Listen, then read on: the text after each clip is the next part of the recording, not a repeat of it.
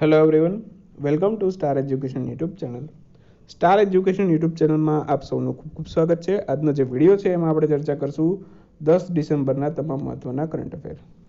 Daily માત્ર 10 મિનિટની અંદર દિવસના જે પણ કઈ અગત્યના કરંટ અફેર હોય છે, જે તમારી પરીક્ષા માટે મહત્વપૂર્ણ હોય છે, તમામ કરંટ અફેર માત્ર અને માત્ર 10 મિનિટની અંદર કવર કરી લઈએ છીએ. તો આ વિડીયો જીપીએસસી અને ગૌણ સેવાની તમામ પરીક્ષાઓમાં ઉપયોગી બનશે. ટેલિગ્રામ ચેનલમાં જોડાઈ શકો છો. માત્ર સ્ટાર એજ્યુકેશન લખી ટેલિગ્રામમાં સર્ચ કરશો એટલે આ પ્રકારે ટેલિગ્રામ ચેનલમાં અવેલેબલ થઈ જશે. બાકી વોટ્સએપ ગ્રુપમાં જોડાવવું હોય તો પાતના વોટ્સએપ ગ્રુપની લિંક ડિસ્ક્રિપ્શનમાં છે. કોઈ પણ એક વોટ્સએપ ગ્રુપમાં જોડાઈ શકો છો. નવેમ્બર મહિનાની તમામ ઈ મેગેઝિનની લિંક મેં ટેલિગ્રામ ચેનલમાં મૂકી દીધી છે, તો તમે ટેલિગ્રામ ચેનલમાંથી તમામ લિંક એક્સેસ કરી શકો છો. બાકી ડાયરેક્ટલી વિઝિટ કરો સ્ટાર એજ્યુકેશન બાય hardikchhatba.com, ત્યાંથી પણ તમને ઈ મેગેઝિન મળી જશે. શરૂ કરીએ આજના 10 ડિસેમ્બરના કરંટ અફેર. સૌથી પહેલો પ્રશ્ન આજના વિડીયોમાં. તાજેતરમાં 3 ડિસેમ્બર 2020ના રોજ ડોક્ટર રાજેન્દ્ર પ્રસાદ એમની કેટલામી જન્મજયંતિની ઉજવણી કરેલી હતી? તો 3 ડિસેમ્બર 2020ના રોજ ડોક્ટર રાજેન્દ્ર પ્રસાદની હતી 136મી જન્મજયંતિ. તો આન્સર આવશે 136. ઓપ્શન બી આપણો આન્સર છે. 3 ડિસેમ્બર 2020ના રોજ 136મી જન્મજયંતિ હતી ડોક્ટર રાજેન્દ્ર પ્રસાદની. એમનો જન્મ ક્યાં થયેલો હતો, ક્યારે થયેલો હતો, કયા જિલ્લામાં થયેલો હતો એવું પણ પૂછાય. તો 3 ડિસેમ્બર 1884ના રોજ બિહારના સિવાન જિલ્લાની અંદર છે એમનો જન્મ થયેલો હતો. અને ડૉક્ટર રાજેન્દ્ર પ્રસાદ જે આપણને બધાને ખબર છે ભારતના સૌપ્રથમ રાષ્ટ્રપતિ હતા. આની સાથે સાથે બહુ ઓછા લોકોને ખબર હશે કે બંધારણ સભાના સૌપ્રથમ ચૂંટાયેલા અધ્યક્ષ પણ કોણ હતું? ડૉક્ટર રાજેન્દ્ર પ્રસાદ. બંધારણ સભા જે હતી આપણી બંધારણ ઘડાયું, બરાબર, તો એના સૌપ્રથમ ચૂંટાયેલા અધ્યક્ષ હતા. ઓકે. અને અસ્થાયી અધ્યક્ષ બંધારણ સભાના હતા ડૉક્ટર સચ્ચિદાનંદ સિન્હા. ઓકે, સચ્ચિદાનંદ સિન્હા છે, બરાબર, એ બંધારણ સભાના અસ્થાયી અધ્યક્ષ હતા. બરાબર. અને ત્યારબાદ ચૂંટાયેલા અધ્યક્ષ સૌથી પહેલા બન્યા છે ડૉક્ટર રાજેન્દ્ર પ્રસાદ. અને ભારતના સૌપ્રથમ રાષ્ટ્રપતિ હતા. એમનો સમયગાળો યાદ રાખજો, 1950 થી 1962. અને ડૉક્ટર રાજેન્દ્ર પ્રસાદ છે એમની જે સમાધિ છે એ કયા નામથી ઓળખાય છે? મહાપ્રયાણ ઘાટ. મહાપ્રયાણ ઘાટ નામથી એમની સમાધિ ઓળખાય છે. તો પ્રશ્ન એક આવો પણ આવી જાય કે એમની સમાધિનું નામ શું છે? અને એમને ભારત રત્ન પુરસ્કાર પણ મળેલો હતો 1962માં. ક્યારે? 1962માં. તાજેતરમાં જીએમઆરટીને IEEE માઇલસ્ટોન તરીકે સન્માનિત કરવામાં આવેલું. ભારતની કેટલામી IEEE માઇલસ્ટોન બની? તો જીએમઆરટી ભારતની 3જી IEEE માઇલસ્ટોન બની છે. તો હાલમાં જ જીએમઆરટી છે અને IEEEના માઇલસ્ટોન તરીકે પસંદ કરવામાં આવેલી છે. અને ક્યારનો જીએમઆરટી બોલું છું, પ્રશ્ન એ તમને થતો હશે કે આ જીએમઆરટી છે શું? તો એક ટેલિસ્કોપ છે, giant metre wave radio telescope. આનું નામ શું છે? Giant metre wave radio telescope. બરાબર. અને બાકી સૌથી પહેલી IEEE માઇલસ્ટોન બનેલી હતી એનું નામ શું છે અને ક્યારે બનેલી હતી એવો પ્રશ્ન પણ કદાચ થાય. તો સૌથી પહેલું IEEE માઇલસ્ટોન તરીકે પસંદ કરવામાં આવેલું જેસી બોઝને 1895માં. બરાબર. અને ત્યારબાદ બીજું IEEE માઇલસ્ટોન તરીકે પસંદ કરવામાં આવેલું સીવી રામનને 1928માં. સીવી રામન છે, એમને નોબેલ પુરસ્કાર પણ મળેલો હતો 1930માં ભૌતિક શાસ્ત્રમાં, તો એ પણ યાદ રાખજો. બાકી એમને સીવી રામન છે એમને ભારત રત્ન પુરસ્કાર પણ મળેલો હતો 1954માં, તો એ પણ યાદ રાખી શકો છો. તાજેતરમાં ડિક્શનરી.com દ્વારા 2020નો વર્ડ ઓફ ધ યર તરીકે કયા શબ્દને પસંદ કરવામાં આવેલું છે? ડિક્શનરી.com 2020નો વર્ડ ઓફ ધ યર તરીકે પસંદ કર્યો છે પેન્ડેમિકને. તો આન્સર આવશે ઓપ્શન એ, પેન્ડેમિક. બરાબર. તો ડિક્શનરી.com દ્વારા 2020નો વર્ડ ઓફ ધ યર પેન્ડેમિકને પસંદ કરવામાં આવેલું છે. કેમ્બ્રિજ ડિક્શનરી આની પહેલાં તમને યાદ હોય તો એણે વર્ડ ઓફ ધ યર તરીકે પસંદ કર્યું હતું ક્વોરન્ટાઇનને, અને કોલિન્સ ડિક્શનરીએ પસંદ કરેલું હતું વર્ડ ઓફ ધ યર તરીકે લોકડાઉનને. તો આ તમામ ડિક્શનરી, બરાબર, જેમણે વર્ડ ઓફ ધ યર જાહેર કરેલા છે. એક હવે બાકી છે ઓક્સફર્ડ ડિક્શનરી. મહત્વની બધી ડિક્શનરી આવી ગઈ. ઓક્સફર્ડ ડિક્શનરી હજી સુધી કંઈ જાહેર નથી કર્યું. જેવું જાહેર કરશે એટલે આપણે કવર કરી લેશું. તો દર વર્ષે આ 3 થી 4 ડિક્શનરીમાંથી ક્વેશ્ચન આવતા હોય છે. ગયા વખતે પણ આમાંથી 1-2 ક્વેશ્ચન આવેલા હતા ગુણ સેવાના પેપરમાં. તો વર્ડ ઓફ ધ યર, બરાબર, ફરી એક વખત રિવિઝન કરી લઈએ. ડિક્શનરી.comનું પેન્ડેમિક, કેમ્બ્રિજ ડિક્શનરીનું ક્વોરન્ટાઇન અને કોલિન્સ ડિક્શનરીનું લોકડાઉન. બસ, હવે ઓક્સફર્ડ ડિક્શનરી બાકી, જેવું જાહેર કરે એટલે આપણે લઈ લેશું. તાજેતરમાં રવિન્દ્રનાથ ટાગોર લિટરેસી પ્રાઇઝ 2020થી કોને સન્માનિત કરવામાં આવેલું છે? તો રવિન્દ્રનાથ ટાગોર લિટરેસી પ્રાઇઝ 2020થી સન્માનિત કરવામાં આવેલું છે રાજકમલ ઝાને. તો આન્સર આવશે ઓપ્શન એ, રાજકમલ ઝા. હાલમાં જ જાહેર કરવામાં આવેલું છે રવિન્દ્રનાથ ટાગોર લિટરેસી પ્રાઇઝ, જેમાં રાજકમલ ઝાને સન્માનિત કરવામાં આવેલા છે આ પુરસ્કારથી. અને કઈ કૃતિ માટે એમને આ પુરસ્કાર આપવામાં આવેલો છે? City and the sea. City and the sea એમની જે કૃતિ છે, એમની જે નોવેલ છે, એના માટે એમને આ પુરસ્કારથી સન્માનિત કરવામાં આવેલા છે. કોવિડ-19 પેન્ડેમિકને કારણે છે ડેનમાર્કના કોપનહેગન ખાતે આ જે પ્રાઇઝ છે એની ઇનામી રકમ છે ડેનમાર્કના કોપનહેગન ખાતે ઓનલાઈન જાહેર કરવામાં આવેલી $5,000. આ રકમ છે પ્રાઇઝની, જે ડેનમાર્કના કોપનહેગન ખાતેથી ઓનલાઈન જાહેર કરવામાં આવેલી. અને આ એવોર્ડની શરૂઆત થઈ હતી 2018માં. અને ગયા વર્ષે આ પુરસ્કાર કોને મળેલો હતો? અત્યાર સુધીમાં ત્રીજો પુરસ્કાર છે.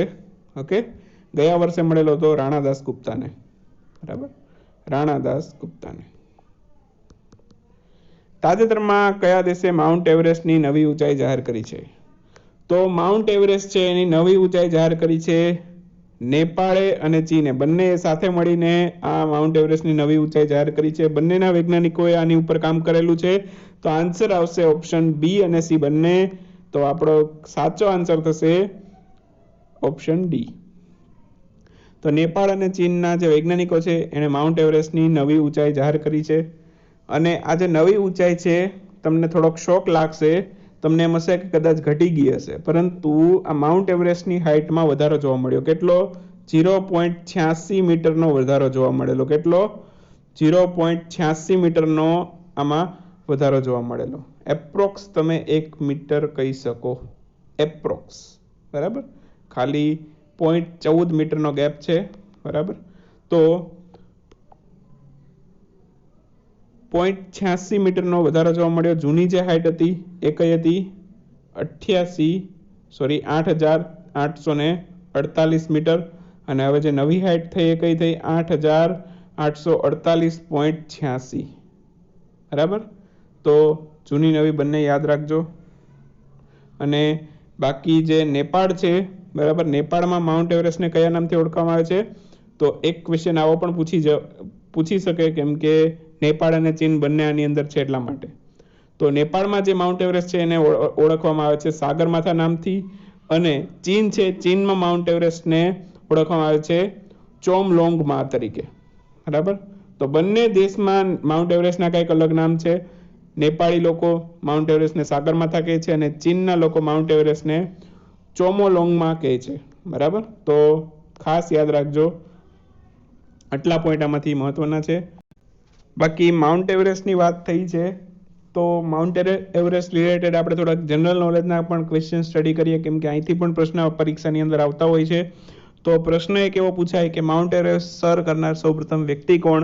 તો ત્યારે તમારો આન્સર હોય એડમંડ હિલેરી અને તેન્જિંગ નોર્ગે. બરાબર, આ બંને વ્યક્તિએ સૌપ્રથમ વખત માઉન્ટ એવરેસ્ટ સર કરેલો હતો.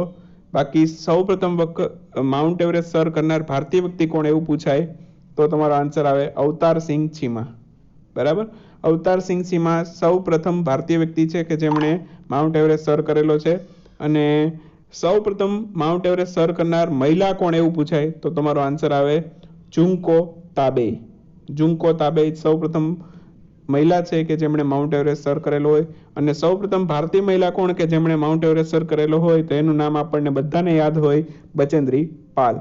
બરાબર, તો આ બધા માઉન્ટ એવરેસ્ટ સર કરનાર વ્યક્તિ છે જે તમે તમારી જનરલ નોલેજ માટે યાદ રાખી શકો છો. એવરગ્રીન ક્વેશ્ચન છે, ગમે ત્યારે પૂછાયા.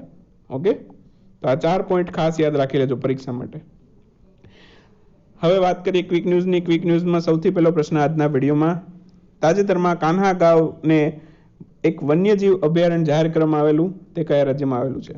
તો કાન્હા ગાંવ છે એક અભયારણ્ય જાહેર થઈ ગયું છે, આ આવેલું છે મહારાષ્ટ્રમાં.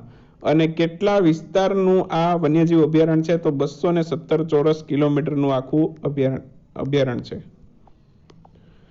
તાજેતરમાં કયા રાજ્યના દાંતપુર રેલવે સ્ટેશનનું નામ બદલીને બારાહી દેવી રેલવે સ્ટેશન નામ કરવામાં આવ્યું છે?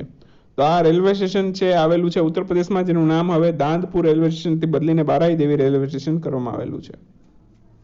તાજેતરમાં ભારતીય સેનાના ઉપપ્રમુખ તરીકે કોની નિયુક્તિ કરવામાં આવી છે? ભારતીય સેનાના નવા ઉપપ્રમુખ બન્યા છે પરમજીત સિંહ. આન્સર આવશે પરમજીત સિંહ. તાજેતરમાં ભારતનું કયું રાજ્ય પ્રવાસી પક્ષીઓને બચાવવા માટે પહેલી વખત પક્ષી મહોત્સવનું આયોજન કરશે? તો આ રાજ્યમાં સૌપ્રથમ વખત પક્ષી મહોત્સવનું આયોજન થશે. આ રાજ્યનું નામ છે બિહાર. તો પ્રશ્ન 100% અહીંથી પૂછાય કેમ કે બિહારનો આ પહેલો પક્ષી મહોત્સવ છે. ઓકે, અને પ્રવાસી પક્ષીઓને બચાવવા માટે બિહાર આ પ્રકારનું સ્ટેપ લે છે. તાજેતરમાં પહેલા ટાઈગર પાર્કની સ્થાપના કયા રાજ્યમાં કરવામાં આવી? પહેલો ટાઈગર પાર્ક બન્યો છે તાજેતરમાં જ પશ્ચિમ બંગાળમાં. તો આન્સર આવશે પશ્ચિમ બંગાળ. મુખ્યમંત્રી છે મમતા બેનર્જી, ત્યાંના રાજ્યપાલ છે જયદીપ ધનખડ. તાજેતરમાં વાંદરાઓની સૌથી નાની પ્રજાતિ કયા દેશમાંથી મળી આવી છે? વાંદરાઓની સૌથી નાની પ્રજાતિ મળી આવી છે બ્રિટન ખાતેથી. 2 ઇંચના છે. 2 ઇંચ એટલે તમારી એક આંગળી જેટલા વાંદરા છે અને વજન એનું છે 10 ગ્રામ. ઓકે, તો આ વિશ્વના સૌથી નાના વાંદરાની પ્રજાતિ છે જે બ્રિટનમાંથી મળી આવી છે.